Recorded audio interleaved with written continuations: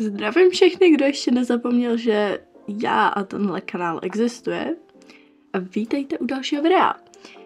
Vůbec se nebudu vyjadřovat k tomu, že jsem rok byla neaktivní. Dneska to bude unboxing mýho nového lposáka, kterýho jsem chtěla už delší dobu. Mám tady balíček, asi to není vidět, prostě balíček, no. Je to můj docela dlouhodobý vyšpečopák a hrozně se na něj těším. Objednala jsem se ho na Vintedu a doufám, že to nebude nějaký scam, protože řekla bych, že je tenhle pečopák docela vzácnej, takže jo, já už nebudu zdržovat, tohle bude asi docela krátký video, ale můžeme jít na otvírání mýho lposáka. Já jsem zapomněla, jak se tohle dělá za ten rok. Jenom doufám, že nic nerozstřihnu a že mi nespadne moje hrozný skvělý pozadí.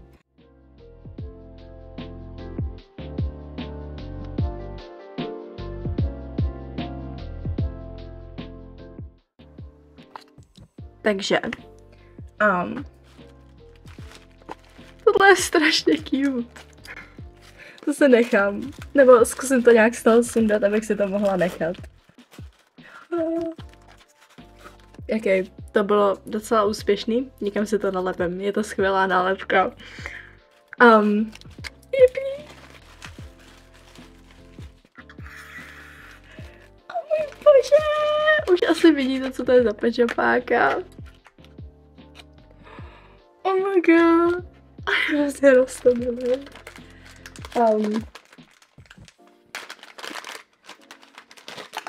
Ježiš, je to krásně zabalený. A dostala jsem i bonusy, což se na Vintedu moc nestává.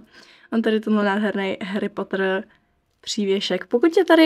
Pokud na tohle náhodou kouká ten člověk, co mi to poslal, což asi úplně ne, protože nevím, je to nějaký random člověk na Vintedu, ale děkuji moc a dostala jsem jídlo, to se vždycky hodí.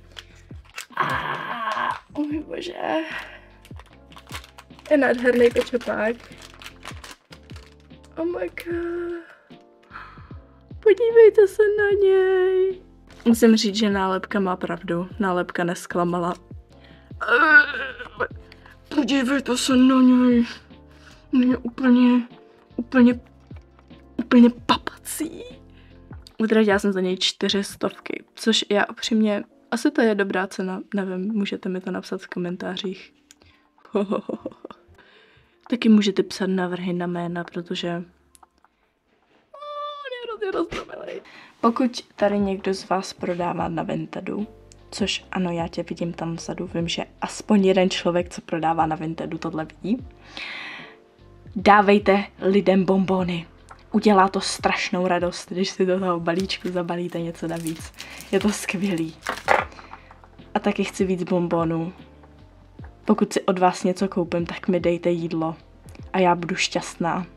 Každopádně tady ten pečopák mi právě způsobil úplně štěstí největšího kalibru. Shit.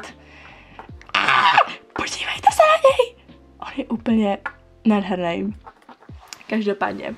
Tohodle pečopáka jsem actually strašně dlouho chtěla. Je to takový pečopák, na kterém jsem nikdy moc nepřemýšlela, protože jsem prostě věděla, že ho hrozně chci, ale nějak jsem si myslela, že ho nikde neseženu, protože jsem ho všude viděla za nějaký šílený ceny, prostě 1000 něco a tak. A teď ho mám konečně v ruce, je strašně roztomilej. Takže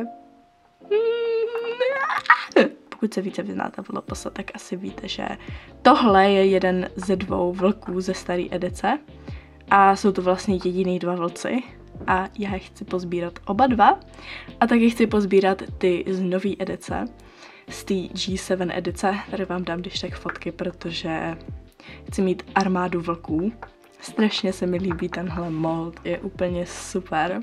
Až budu mít nějakýho vlka z G7, tak se pokusím natočit video, kde bych porovnala rozdíly mezi jejich tělama. Nevím, chtěla bych totiž celkově natočit video o G7 pečopácích. Už jsem si jich pár koupila, můžu vám je ukázat. Tak, Tak tady budeš vzadu koukat. Tohle jsou moji G7 LPS.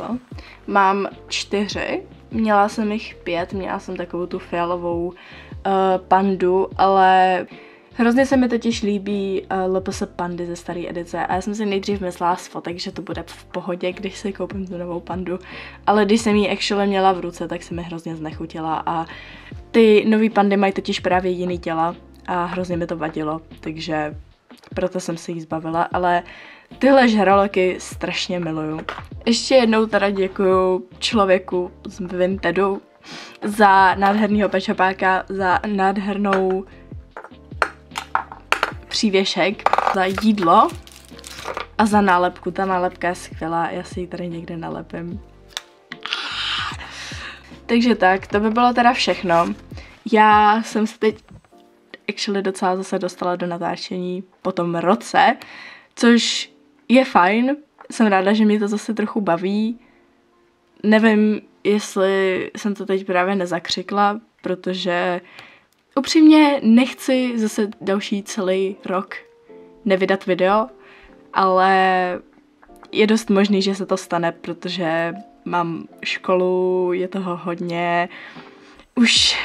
Už nejsem ten sedmák v karanténě, který měl celý den na natáčení, no, je mi to líto. Můžeme si zamávat. Ahoj. Ahoj. Ne, seriózně, podívejte se na tu nádheru. Potřebuji, abyste obdivovali nádheru tohoto pečopáka. On je úplně do prdele. On je úplně nádherný. Dobrý, už dost. Ale podívejte se na ten ocásek, na to fluffy basic, fluffy bulk.